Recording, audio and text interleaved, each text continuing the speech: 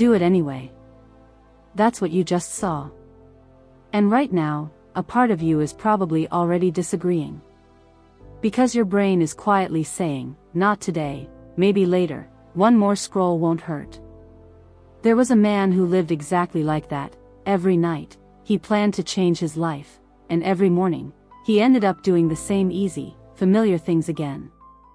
He thought he lacked discipline, until he realized something uncomfortable. It wasn't that he didn't want to change. It was that his brain had been trained not to. Chapter 1: Why Your Brain Chooses Easy. If you've ever felt stuck between what you should do and what you actually do, this is why.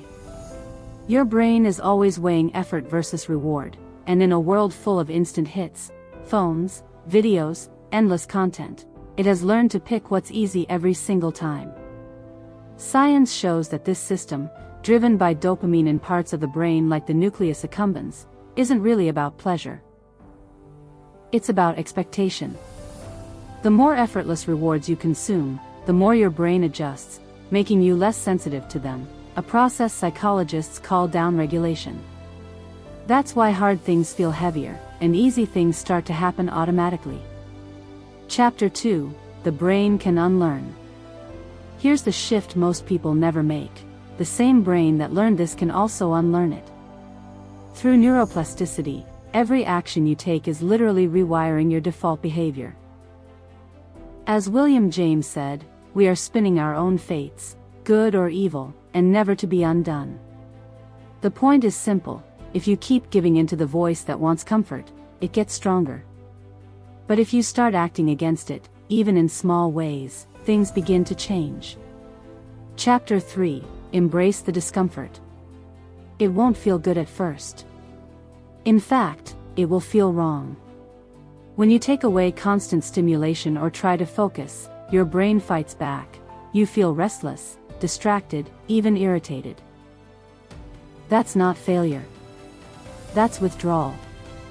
Research on behavioral addiction shows this discomfort is your brain recalibrating, not breaking.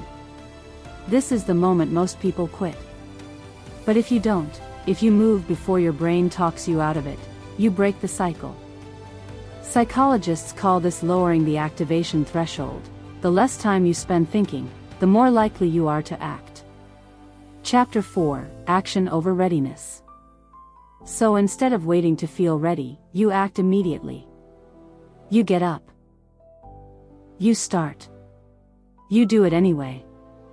And if this is hitting you right now, take a second to like the video, not for me, but as a signal that you're done ignoring what you already know.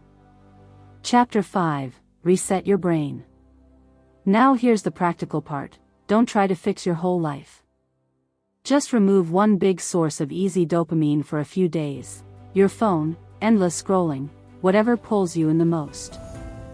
Replace it with something slower, something that actually takes effort. At first, it will feel empty. Then uncomfortable. And then, slowly, it will start to feel normal again. That's your brain resetting. Chapter 6: Build Identity Through Small Actions. Over time, these small actions build something deeper, not just discipline, but identity.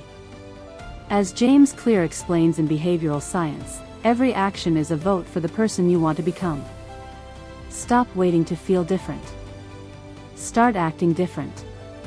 Even once. Even poorly. Because the person who changes their life isn't the one who feels ready, it's the one who moves anyway.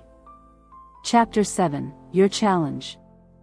And if you want more ideas that actually help you take control of your mind, consider subscribing. But before you go, now it's your turn. Make this real. I want you to be honest. What's the one thing you've been avoiding because it feels too hard? And what's stopping you from starting right now? Drop it in the comments and make this real. For you, not for anyone else. Easy, right?